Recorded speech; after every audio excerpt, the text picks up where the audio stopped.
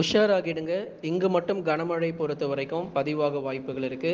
அதே சமயத்துல பகல் நேர வெப்பநிலை பொறுத்தவரைக்கும் ரொம்ப தீவிரமாக போகுது நண்பர்களே. லைக் பண்ணுங்க, சப்ஸ்கிரைப் பண்ணி தொடர்ந்து சப்போர்ட் பண்ணுங்க. உங்களுக்காகவே மிக மிக துல்லியமான வானிலை அறிக்கை பொறுத்தவரைக்கும் அறிவிக்கப்பட்டு வருகிறது. தமிழ்நாட்டில் பெரும்பாலான மாவட்டத்தில் பகல் நேர வெப்பநிலை அப்படிங்கிறது ரொம்ப தீவிரமாகவே இருக்கும்.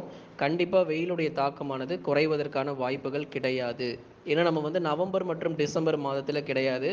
நம்ம இப்போ ஏப்ரல் மே மாதங்களுக்குள்ளே இருக்கோம். அப்படிங்கிறதுனால தொடர்ந்து அடுத்தடுத்து வரக்கூடிய நாட்களில் மிக மிக கடுமையான அனல் காற்று அப்படிங்கிறது வீசதான் போகிறது. அதில் எந்த மாற்றமும் கிடையாது.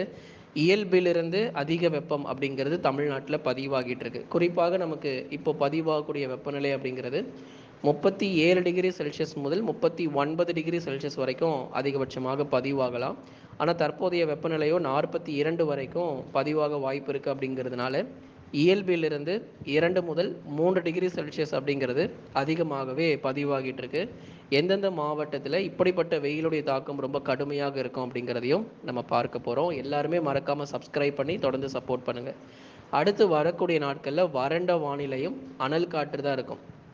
கடலோர மாவட்டங்கள் மற்றும் தமிழ்நாடு முழுவதுமாக பெரும்பாலான மாவட்டங்களில் பகல் நேரங்களில் மழை வாய்ப்புகள் கண்டிப்பாக கிடையாது.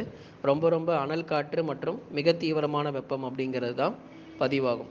ஆனால் இப்படிப்பட்ட ஒரு வெயிலுக்கு மத்தியிலையும் நமக்கு ஒரு மழை வாய்ப்பு அப்படின்னா அது மேற்கு தொடர்ச்சி மலையொட்டிய மாவட்டங்கள் தான்.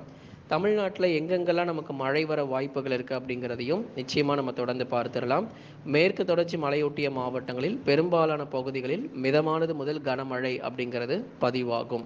நீலகிரி, கோயம்புத்தூர், தேனி மற்றும் தென்காசி உள்ளிட்ட மாவட்டங்களில் பெரும்பாலான பகுதிகளில் மிதமான மழையும் சில இடத்துல கனமழை அப்படிங்கிறது மேற்கு தொடர்ச்சி மலையொட்டிய மாவட்டத்தில் எதிர்பார்க்கலாம்.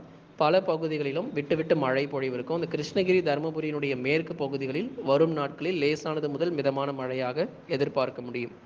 மற்றபடி தென் மாவட்டங்கள் மதுரை, திண்டுக்கல், விருதுநகர், சிவகங்கை, ராமநாதபுரம், தூத்துக்குடி, திருநெல்வேலி மற்றும் வட தமிழக உள் மாவட்டங்கள் வேலூர், திருப்பத்தூர், ராணிப்பேட்டை, திருவண்ணாமலை, சேலம், கரூர், நாமக்கல், திருப்பூர், ஈரோடு உள்ளிட்ட மாவட்டங்களில் மிக மிக கடுமையான அனல் காற்று அப்படிங்கிறது வீசப்போகுது. அதனால் ரொம்ப எச்சரிக்கையாக இருக்கணும். மிக கடுமையான அனல் காற்று உண்டு. பகல் நேர வெப்பநிலையும் இதுவரை இல்லாத அளவிற்கு தொடர்ந்து அதிகரிக்கக்கூடும். கடலோர மாவட்டங்கள் சென்னை, திருவள்ளூர், காஞ்சிபுரம், செங்கல்பட்டு, விழுப்புரம், கடலூர், புதுச்சேரி மற்றும் காரைக்காலிலும் பெரும்பாலான பகுதிகளில் பகல் நேர வெப்பநிலை பொறுத்தவரை இயல்பிலிருந்து கூடுதலாகவே நமக்கு கடலோர மாவட்டங்களிலும் பதிவாகிறதுக்கான வாய்ப்புகள் இருக்குது. டெல்டா மாவட்டங்கள் தஞ்சை, நாகை, திருவாரூர், அரியலூர், பெரம்பலூர், திருச்சி மற்றும் புதுக்கோட்டை உள்ளிட்ட மாவட்டங்களிலும் பெரும்பாலான இடங்களில் நமக்கு அனல் காற்றும் மற்றும் வெப்பநிலை அப்படிங்கிறது ரொம்ப அதிகமாக இருக்கும். தென்மேற்கு பருவமழை அடுத்த மாதம் நமக்கு தொடங்க இருக்கு. அப்போது தான் நமக்கு நல்ல ஒரு சிறப்பான மழை பொழிவு தமிழ்நாட்டில் இருக்கக்கூடிய எல்லா மாவட்டங்களிலும் எதிர்பார்க்க முடியும் நண்பர்களே. இன்னும் அடுத்து வரக்கூடிய நாட்களுக்கு 90% நமக்கு மழை வாய்ப்புகள் எதுவும் தமிழ்நாட்டில் பதிவாகாது. மேற்கு தொடர்ச்சியில் மட்டும் சில இடங்களில் பரவலாக அவ்வப்போது மழை எதிர்பார்க்கலாம். லைக் பண்ணுங்கள், சப்ஸ்கிரைப் பண்ணி தொடர்ந்து சப்போர்ட் பண்ணுங்கள்.